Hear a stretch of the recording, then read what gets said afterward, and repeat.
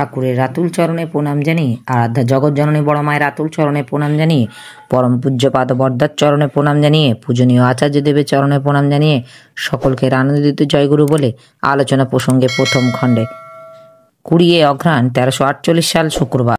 আজও বাদের ধারে তাসুতে প্রাতকালীন বৈঠকে অনেক কথাবার্তা হলো। প্রফুল্ল, ইষ্টবিধি কিছুদিন করলেই তো সহজ হয়ে যায়, খুব প্রচেষ্টা কিছুই করতে হয় না, তাতে কি আমাদের উন্নতি হয়? শ্রী ঠাকুর, সহজ হলেও একটা উদ্বৃত্ত শক্তি থেকেই যায় এবং সব কাজেই তার সাহায্য পাওয়া যায়। ইষ্টভরণ ধান্দা যার মন মাথা জুড়ে থাকে, তার প্রবৃত্তিগুলি ধীরে ধীরে সুবিন্যস্ত হয়ে ওঠে, তার সব কিছুর মধ্যে দিয়ে একটা একসূত্র নিবেদ্য সমাহার হতে থাকে, তাই বোধও তেমনি করে ফুটে ওঠে। তাছাড়া যে শুধু ভাববিলাসী হয় না, তার ভাবা করার মধ্যেও একটা সঙ্গতি থাকে। এইভাবে জীবনে কৃতকার্যকতার পথ তার খুলে যায়। নিত্য ইষ্টভোগের নৈবেদ্য নিবেদন করে একটা আত্মপ্রসাদ লাভ করা যায়। প্রসাদের মধ্যেও প্রসার আছে, দিয়ে পুষ্ট করার মধ্যেও পেয়ে পুষ্ট ও উন্নত হওয়ার পথ আছে। আবার ইষ্টভীতি ক্রমবর্ধমান করে রাখতে হয়। অমন্তর প্রচেষ্টা নিয়ে চললে, অমন্তর তপস্যারত থাকলে তার উন্নতি অনিবার্য। ভোজ্যটা বা পয়সাটা ইষ্টভীতির মূল কথা নয়, ওর মূল কথা হলো ইষ্টকে দেওয়ার আবেগ। তাকে না দিয়ে না খাইয়ে আমার ভালো লাগে না, তাই সর্বাগ্যে তার আমার সেবার প্রয়োজন। ওই আবেগ যখন মানুষের অন্তরে নেশায় মতো পেয়ে বসে, তখন সে তার সব করার ভিতর দিয়ে তাকে অর্ঘ্যনন্দিত করতে চায়। জীবনে যেন তার একটা অফুরন্ত উৎসাহ জেগে যায়। অক্ষমতার সঙ্গে হীনমনতা কেমনভাবে জড়িত সে সম্বন্ধে কথা উঠল।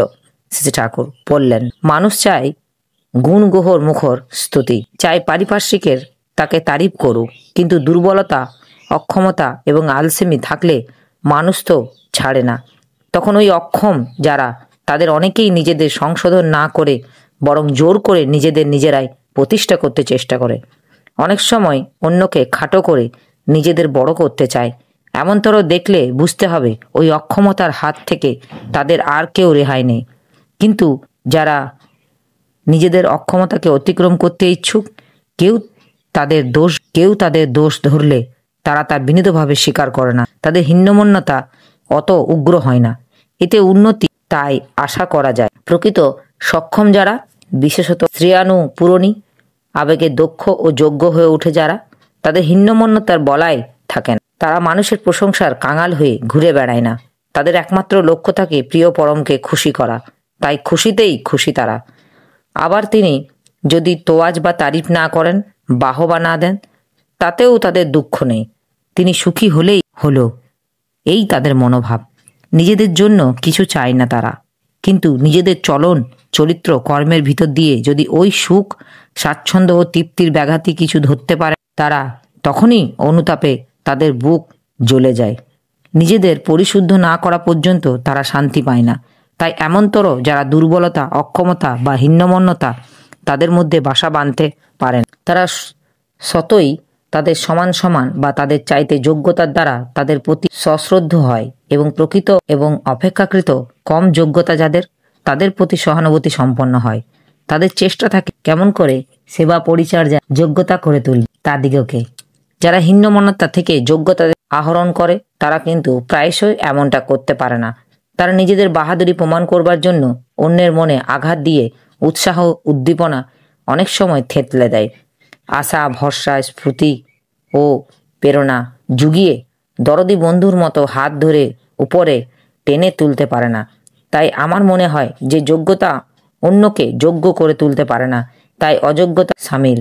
অবশ্য মানুষের শ্রদ্ধা, ইচ্ছা ও চেষ্টা না থাকলে বাইরে থেকে কেউ কিছু করে দিতে পারে না। পরপর প্রশ্ন চলতে লাগলো, ক্রমে ভিড় বাড়তে লাগলো। সবাই শীতে জড়সড় হয়ে বসেছেন।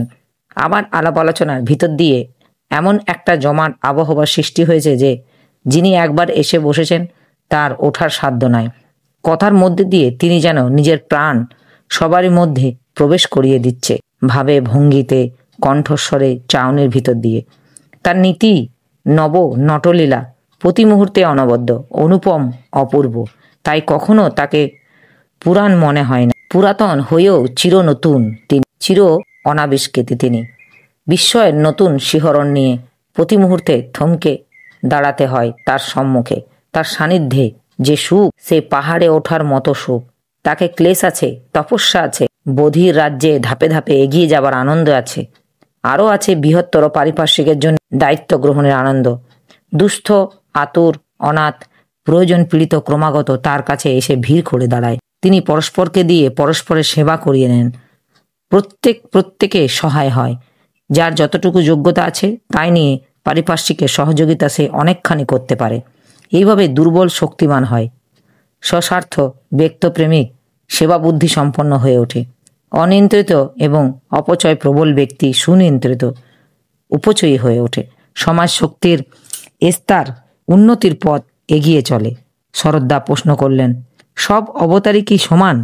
শক্তির তারতম্য তো থাকেই সবারই মধ্যে, সব দিক তো দেখা যায় না। শ্রী ঠাকুর, সকলের পূর্ণ, সবাই বরিষ্ঠ, কথার মধ্যেই রয়েছে পরিপূরণ।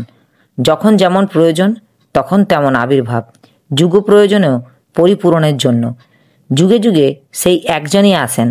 পূর্বতন ও পরবর্তীর মধ্যেই তাই রয়েছে অচ্ছেদ্য সংগতি। বিবর্তনের ধারা এইভাবে এগিয়ে চলেছে। একজনকে খাটো করে আরেকজনকে বড় করার প্রচেষ্টা ভালো নয়। শ্রীকৃষ্ণের মধ্যে রামচন্দ্রকে দেখি না, বুদ্ধদেবের মধ্যে শ্রীকৃষ্ণকে খুঁজে দেখি না, এই যে দোষ। বর্তমানের মধ্যে পূর্বতনের খুঁজে দেখার বুদ্ধি যদি আমাদের থাকে, তাহলে তার মধ্যে পূর্বতন প্রত্যেককেই আমরা পেতে পারি এবং তাকে কেন্দ্র করে সমগ্র মানব সমাজ ঐক্যবদ্ধ হয়ে উঠতে পারে। প্রত্যেকেই স্ব স্ব বৈশিষ্ট্যে অক্ষুণ্ণ থেকে স্ব পূর্বে সামপি গুরু কলে না নব ছেদাত। আপনার মধ্যে আপনার বাবা আছেন, ঠাকুরদা আছেন, পূর্ব পুরুষ সবাই আছেন। তাদের বিবর্তিত রূপই পরবর্তী, তেমনি পূর্ববর্তীর বিবর্তিতই রূপ। আজকের দিনে তাই পূর্ববর্তী কোনো অবতার মহাপুরুষকে যদি বুঝতে চাই, তবে বর্তমান পুরোয়মান অবতার মহাপুরুষ যদি কেউ থাকেন, তার মধ্যে দিয়েই বুঝতে পারব, নচেৎ তার মর্মকেন্দ্রের সন্ধান পাব না।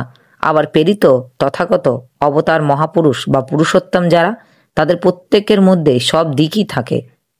বিষয় দরকার, তখন ঢের পাওয়া যায়, নচেৎ প্রয়োজন উপযোগী কতগুলি দিক প্রধান সক্রিয় দেখা যায়। অন্য সব দিকেই ঝলক মাঝে মাঝে দেখা যায়। অবতার মহাপুরুষ ছাড়া আর একজন আছেন পাবক পুরুষ। বিশেষ বিশেষ গ্লানি নিরাকরণের জন্য তারা আসেন। তাদের মধ্যে সব দিককার অমন্তর সুসংহত সমাবেশ দেখা যায় না, তবে পূর্বতনের প্রতি আনুগত্য তাদের মধ্যে পরিস্ফুট থাকেই কি থাকে। একজন তামাক সাজতে গিয়ে পরপর দেশলাইটি 4টি কাঠি খরচ করলেন।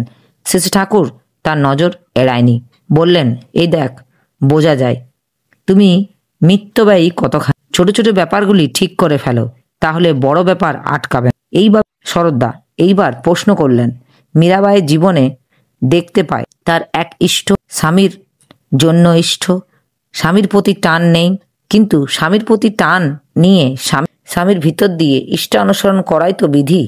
শেষে ঠাকুর, ভিতর দিয়ে নাই, স্বামীর সহযোগে এই পর্যন্ত। ইষ্ট অনুসরণে অধিকার সবারই আছে। স্বামী ইষ্ট অনুসরণ না করলেও মেয়েরা করবে এবং স্বামীকে সেই পথে আনবে। মীরাবাই তো প্রকৃতপক্ষে গিরিধারী লালেরই সঙ্গে পরিণয় নিবদ্ধ হয়ে গিয়েছিল। তাকে ওখানে বিয়ে দেওয়াটাই ঠিক হয়নি। আবার রানা যদি গিরিধারী লালের ভক্ত হতো, তাহলে সোনায় সোহাগা হতো, সে তার ভক্তিপথে সহায় হতো এবং এই জন্য মীরা তার প্রতি ততই অনুরক্ত হয়ে উঠত। ইষ্টানুরাগের সঙ্গে সঙ্গতি নিয়ে স্বামী অনুরাগ গজিয়ে উঠত তার ভিতর দিয়ে। এতে তার ভক্তি জীবন সমৃদ্ধতা হতো, বই ক্ষুণ্ণ হতো বলে আমার মনে হয় না। ইষ্টার্থ এবং আপূরণের সঙ্গে সঙ্গতি রেখে দুনিয়ার যত কিছুর সঙ্গে আমার সম্বন্ধিত হই না কেন, তাতে লাভ ছাড়া ক্ষতি নেই। নানা ব্যক্তি, বিষয় ও ব্যাপারকে ইষ্টানু নিয়ন্ত্রণে যতই আমরা সুবিন্যস্ত করে তুলতে পারি, ততই আমাদের ব্যক্তিত্ব বিস্তার লাভ করে এবং ইষ্টানুরাগ গভীরতর হয়ে ওঠে এবং ধর্মের উদ্দেশ্য যে স্বপরিবেশকে বাঁচা বাড়ার, তাও সার্থক হয় ওই পথেই। নচেত পরিবেশের সঙ্গে সম্পর্ক হারা জীবন কিন্তু ধর্ম নয়। তাই বলে ইষ্টনিষ্ঠ ব্যাহত হয়, তাতে কেমনতর সংসর্গে ঢলে পড়া কিন্তু ঠিক নয়।